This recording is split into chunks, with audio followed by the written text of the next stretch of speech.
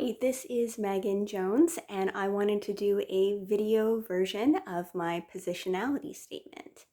If I remember correctly, you said that if we were going to do a video recording, we should keep it to about 5 minutes rather than 30 seconds.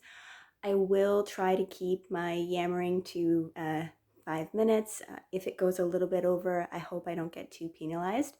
I figured that a video version would actually be the best way to get across some of my points about my position in the world and how I see myself in it and how I think other people see me, because there is a very visual component. But let me start by saying that I am actually left-handed. And left-handed people, we think it affects about 10% of the population. And the reason, one of the theories about why some people are left-handed is that it is inherently disruptive. If you have 10 people working in a line and one of them is left-handed and they're elbowing people left and right, because this is my left arm, it forces people to be creative all over again. So when we have an established system and being left-handed comes in and shakes up how things are, it forces people to continue to be innovative. And being left-handed did set me up in a lot of ways when I was a child to put things ever so slightly out of sync. And I felt like I was out of sync. I was the problem. Even now, being disabled, if I go down a flight of stairs in a crowded mall, I have to use the right side banister even though it puts me in danger. And there have been times where I have used the left banister for my safety when no one else is on the stairs, and someone has come along and told me that I need to hang on to the other side of the banister. And I've said, I'm left-handed and I have a movement disorder, and there's no one coming my way, so I'm not blocking anyone. But it is interesting to me that I am expected to prioritize the fact that the majority of people are right-handed over my own safety. And the whole reason I'm telling you that is because I'm actually holding my phone to do this recording, and I can't figure out how to hold it in my hands properly without getting my hand in the way of the camera if I hold it wrong or my arm gets tired. So if it suddenly flips, it's because I've accidentally put it in my left hand. That was just a long-winded way of saying that, and I've already taken up 3 minutes. Cool. Great. So one of the first things I wanted to talk about is actually what I put in my look. Because I am visibly disabled, I have something called spastic diplegia cerebral palsy. I also have scoliosis. I feel like the major identifier people have of me is the fact that I have a disability. So I intentionally created a look in terms of my hair and how I present myself. There's a slightly costumey presentation in terms of, like, I have the kitty ears, but I also have, where is it? I've got like kitty cat earmuffs as well. I guess you can't really tell they're kitty cats. But I've also got a series of masks that are a big thing for me. I do a lot of like princess costumes. Oh, you can't really see those very well. Princess type costumes, which is in how my style of dress is, to give other people something to talk about when they see me, because I'm typically referred to, when someone doesn't know my name, they refer to me as either the girl with the hair or the girl with the limp. And I know that. And so I intentionally use my artistry and my creativity and also my softness and my femininity to bring people in and hopefully help them feel safe to ask questions and educate them about my disability or what it's like to be disabled, and hopefully maybe challenge some misconceptions that they might have, so that the next time they encounter someone else, maybe it'll be a little bit easier for that person. Not for the person that I'm educating, but for the next disabled person that they meet. Another concern, though, when I do that is that I might inadvertently be falling into, I guess, what is called the supercrip narrative. I didn't learn that term until recently. I didn't realize what was going on. But there is a narrative of disabled people who aren't just as good as everyone else. They're actually better. And you can overcome, and you have no limits. You have no disability. Your adversity was actually good for you. And that narrative, it makes able-bodied people feel good, and it actually serves to keep disabled people in their own oppression, because it tells us that it's our attitude that's the problem.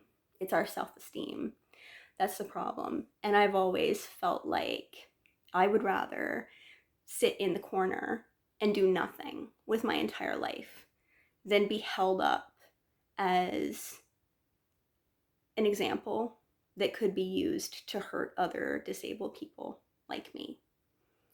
I don't like that, but it sort of feels like there's no way to escape it. I feel like I don't control what my narrative is. It's not up to me, it's up to other people. And it all kind of depends on who they are, how I'm seen. And I think that's true with everyone to a certain extent. But I feel like if they want to feel good about themselves for building me up, they will see me as someone who feels sorry for themselves and needs to be cared for. Or if they already view disabled people as getting more than they deserve, then I will already be viewed as entitled or demanding. Like, people come in with those expectations and they imprint them onto me. And it seems like there's almost nothing I can do to control that or change it. I feel like because from the waist up, I'm very soft and very feminine, I don't fit the narrative of what people think a disabled person looks like, or how they talk like, or they act like. I have been told that I am too normal, and if you have a great personality, that they don't see me as a person with a disability. And I'm supposed to take that as a compliment, and it's not, because I do have a disability and I do have needs and I do require accommodations. I do get sick. I do get tired. Um, but when that happens, it sort of seems like uh, I'm sort of viewed as faking it or milking it, because what they latch onto is a person who looks otherwise healthy. But I started to make one point and I ended up making another one. The point I was trying to make was that I try to use my appearance of health and my appearance of softness and femininity to educate people, but it can really shoot me in the foot when I am sick or tired or disoriented or something like that. But it does tie into another point that I feel is very important, which is my position as a woman and as a young woman, because I do understand how important it is to empower women and to challenge sexism. But I've also recognized just how much sexism hurts men too, because men are robbed of their vulnerability to such an extent. And every single male friend I have ever had in my entire life, we have had a conversation about how what they're experiencing at that time is abuse. And they often don't want to accept that at first. And I'm talking things that range from verbal insults all the way to, severe physical or sexual abuse or stalking. Things that people say, women don't do that, but women do. And what I say to them is, if this had happened to me, would you consider it abuse? And they say, well, it's not the same thing.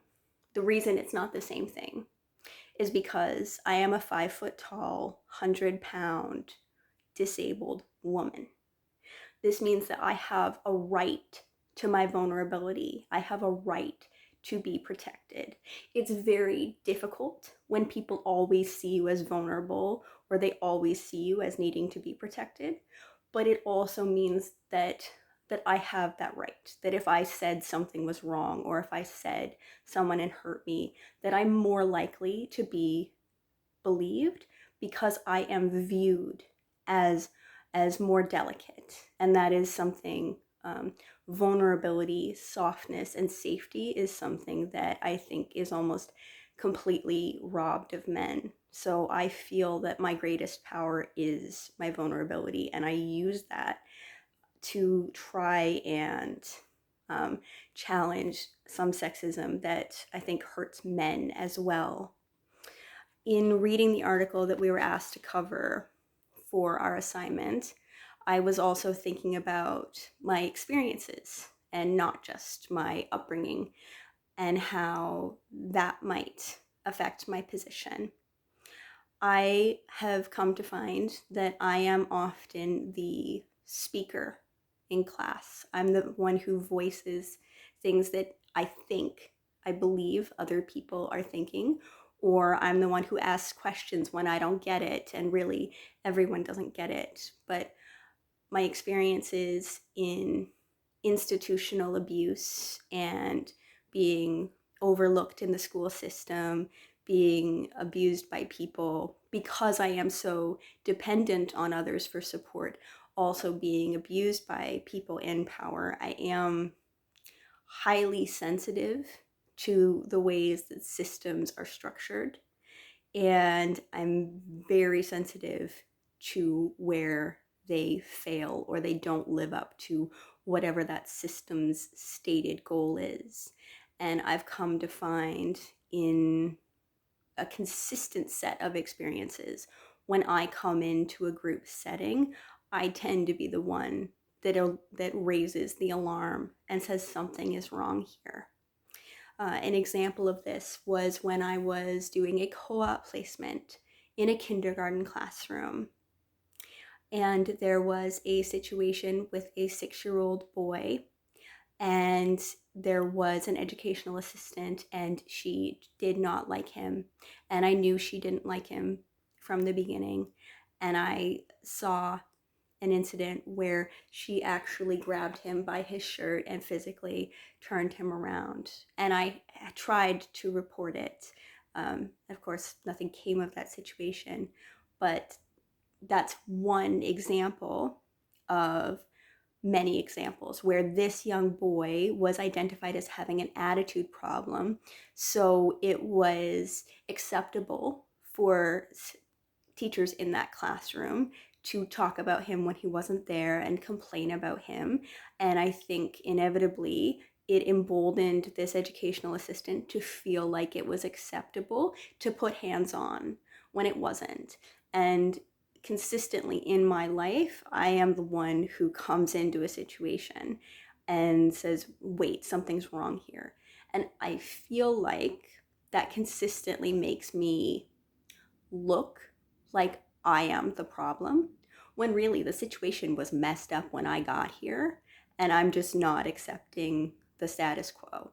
And I think every system needs that. We call it the identified patient, we call it the scapegoat, and they're the ones who are responsible for pushing for that change.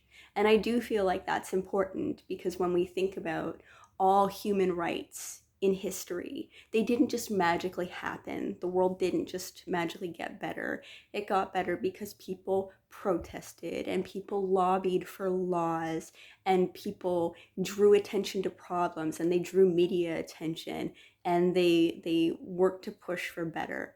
So in that way, I feel like I'm in the right program, but I do feel like it takes a lot out of me, and it does feel very isolating. I suspect that I am the one who is voicing what everyone else is thinking, and I'm kind of acting as a human shield as well, because I'm taking the criticism and I'm taking the attacks on character that other people might be afraid of, and it does feel very isolating to me. And I think that that's the sum total of a lot of my experience, being disabled and choosing to use my position and my insight because of that experience to hopefully make things better for other people who are in a position where they might be taken advantage of, is very rewarding. But it's also, it feels very isolating. And that's why it's important to hopefully uh, surround myself with a good team who have similar values, but who are also smarter than me in a lot of ways that maybe I've never considered, and they're willing to challenge me too. And that is something I'm hoping to build in my time in this program.